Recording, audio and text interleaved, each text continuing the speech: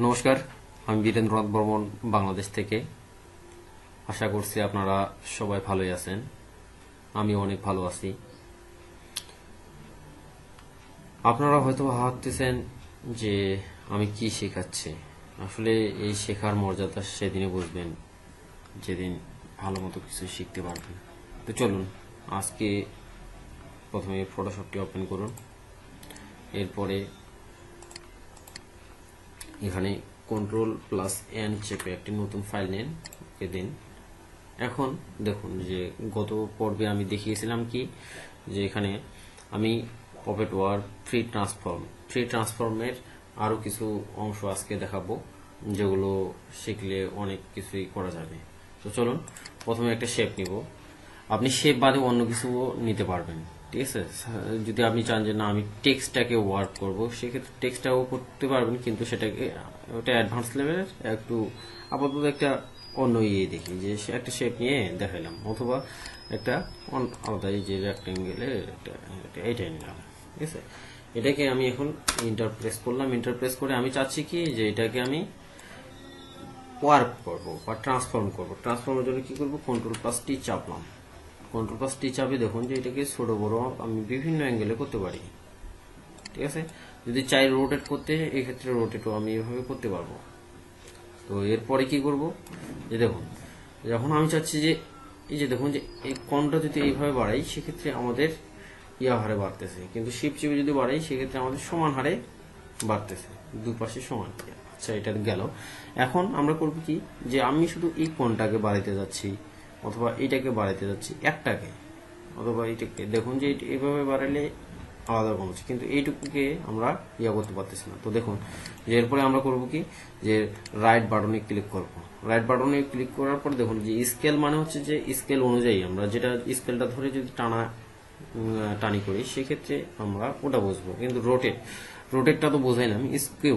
Skew অর্থ আঁকা বাঁকা করা। এখানে আপনি ইচ্ছা মতো আপনার এই যে আঁকা পাকা এইভাবে স্কিউ করতে পারবেন, ঠিক আছে। যে যেভাবে ধরবেন সেভাবে। এইটা যদি ধরেন সেক্ষেত্রে এইভাবে আপনার মূল পজিশন, মানে যেখানে এই বিপরীত যেগুলো আছে ওগুলো একই স্থানে থাকবে। যেমন এখানে যদি করি, এটা দেখুন যে ওই স্থানটা ওইরকমই আছে, কিন্তু এই পাশে স্কিউ হচ্ছে, ঠিক আছে। এরপরে দেখুন যে আমি আবার রাইট বাটনে ক্লিক করব। রাইট বাটনে ক্লিক করার পরে দেখুন যে এখানে ডিস্টর্ট, ঠিক আছে।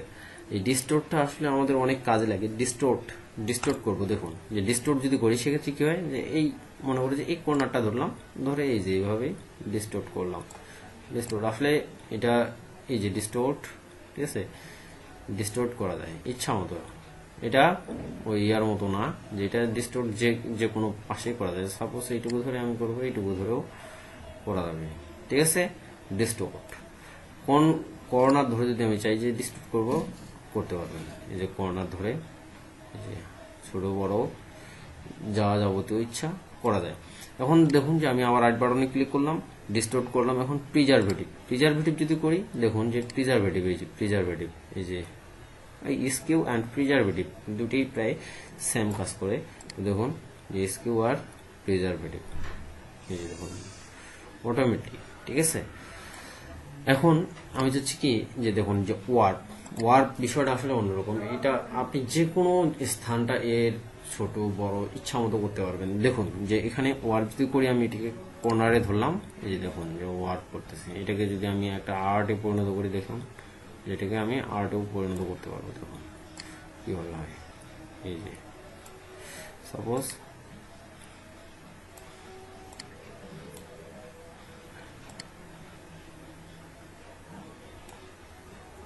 এই যে ওয়ার্ক হচ্ছে।